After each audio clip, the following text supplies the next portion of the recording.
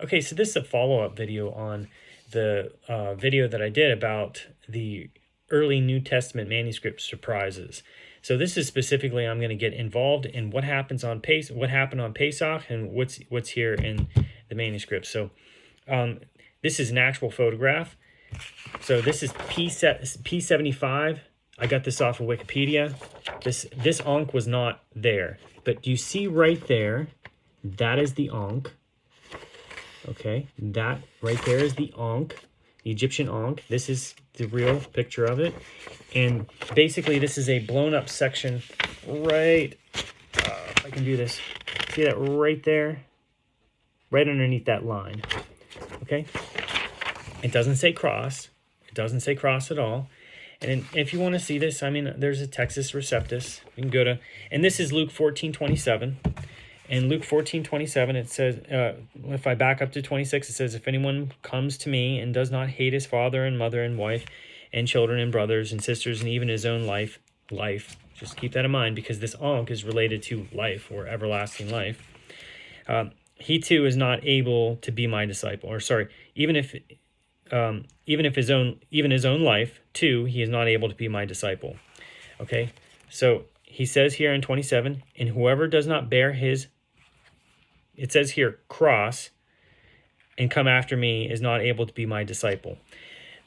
But in the original text, it doesn't say cross. It says this right here.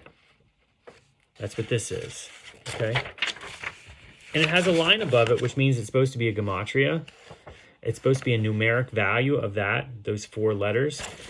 But that's interesting because I don't know exactly what this numeric value would be. So you would have to be initiated into their Gnostic cult to figure that out. But anyway, that's the evidence. Okay, and so if you wanted to see this in the Greek, right up there, 27. Hopefully that's noticeable. Okay. All right. And it doesn't match up with this.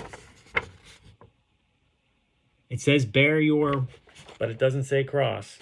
Okay, now let's move on. So, what is this supposed to mean?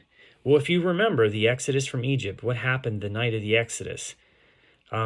We took a lamb that was designated to represent their God, and we slaughtered it. The God of the Egyptians, the creator God of the Egyptians, who speaks on his followers or disciples' behalf in the afterlife so that they have good judgment. They have a good, judgment against them in the afterlife. Sounds like what they, accredit to Jesus. But anyway, so if you want to know what that Egyptian lamb god was, here's some pictures right here. Here's one. What does he have in his hand? Boom, the Ankh. All right. I don't know that you can find, these are from Wikipedia. These pictures are from Wikipedia. I don't think you can find this god, a picture of this god, without one of these things. He's got it in his hand right there. That's that crazy thing. That's the lamb of the Passover. This is the lamb of the Passover, guys. This is what we ate. We killed this god the night of Pesach. He was finished off. Remember the river of blood? He was supposed to be the god over the water, the god over fertility, and the firstborn died, and the god over light, the sun, the god over all kinds of different things. He was the creator god, right? Here's another one right here. He's got that Ankh, and this is his follower. Look at that. And what is his follower bearing? The Ankh. All right. Here's a more caricatured version of this. And all these came off of Wikipedia. There you go. That is the Passover lamb right there. This is what we killed the night of Pesach and ate. The Jews are God killers. Yep. 2 down. Anyway, so this article right here came from historyandmyths.com. So this is their god again. I mean, you're going to see this thing holding his Ankh everywhere he goes.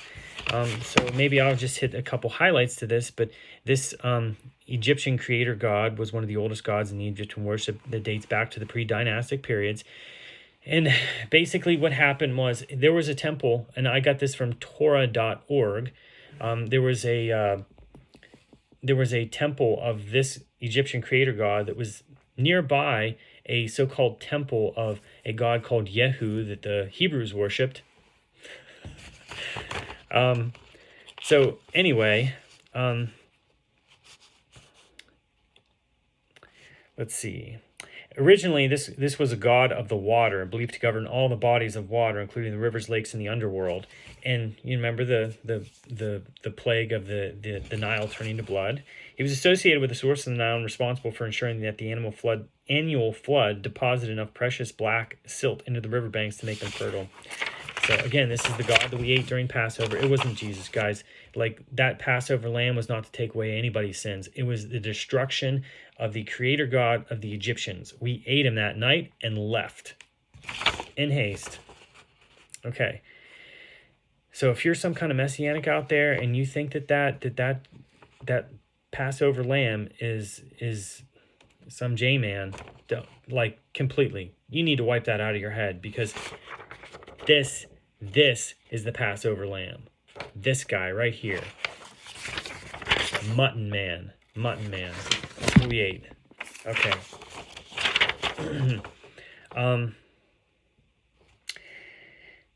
So you can look this article up. I don't really know if I want to go through everything here, but basically he later become syncretized with the god spelled R-A. His name means to join or unite and to build. He was considered the father of fathers and the mother of mothers of the pharaohs and the god of water. And his name comes from the root meaning purity or purify. So this Pesach, don't forget. You can tell your kids that this was the guy that we did it. Okay, that's the Egyptian god that we destroyed. He's associated with pottery too, like he would mold humans and stuff like that. Like, it's just so bizarre. And he would speak on behalf of his followers in the afterlife that they would have a good judgment upon them. He's the god of the underworld and everything else. He has the keys to life. This is eternal life. This is also considered a key. Okay. So I just remember all these New Testament manuscripts, all the earliest New Testament manuscripts. I show you this in the other video. Nearly all of them, their provenance. This is all the early New Testament evidence for the New Testament for the first 4 centuries of Christianity. Nearly all of the New Testament documents were manufactured in Egypt. They were Egyptian found in Egypt. They're Egyptian documents. And that's the other thing. You can tell based on how, like, what a manuscript is made of, whether it's a Jewish manuscript or some other pagan manuscript. So it was noted that the book form with pages that fold was something, I think they say that it was invented by Julius Caesar, or I don't necessarily that he invented it, but during his time it became popular. And that's what the New Testament is. It's all in this papyrus book form stuff. Whereas we loved scrolls, right? You know it's a Jewish document when it's in a scroll, okay? It's on cloth, not on papyrus, okay? It's not on papyrus, it's on cloth, because that stuff has significant meaning, okay? So again, I had somebody talking, like, putting comments up about, oh, well, you know, there's no there's no, it's not likely that the documents would be preserved in Judea from the 1st and 2nd century. That's why there's no New Testament documents in Judea that came out of Judea.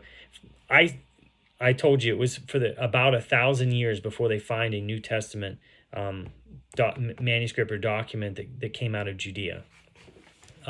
So the evidence is nearly 1,000 years later. But they're telling me that because the environment is not suitable for preserving documents in Judea, that's why they don't find them. That sounds like a great argument, but it's actually not true, because there's legal and financial documents that have been found in the first couple centuries in Judea. So that's a complete fallacy that you can't preserve documents. We have the Bar Kokhba letters. I mean, like, what do you want? You know, you can't just discount because they were found in a cave that, or in a jar, buried in the desert, that it's disqualified or something. No, I mean, like, you don't find New Testament manuscripts in Judea for the first millennia because the Jews were not into Christianity.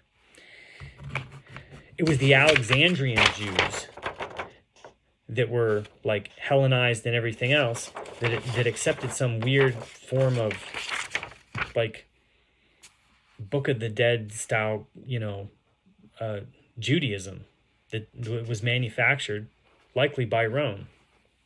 So, I mean, it's pretty weird. But you know what? Just again, this Pesach, remember, you can tell your kids at the Pesach Seder that this is the dude that we ate. The Jews are God killers. 2 down. Good night.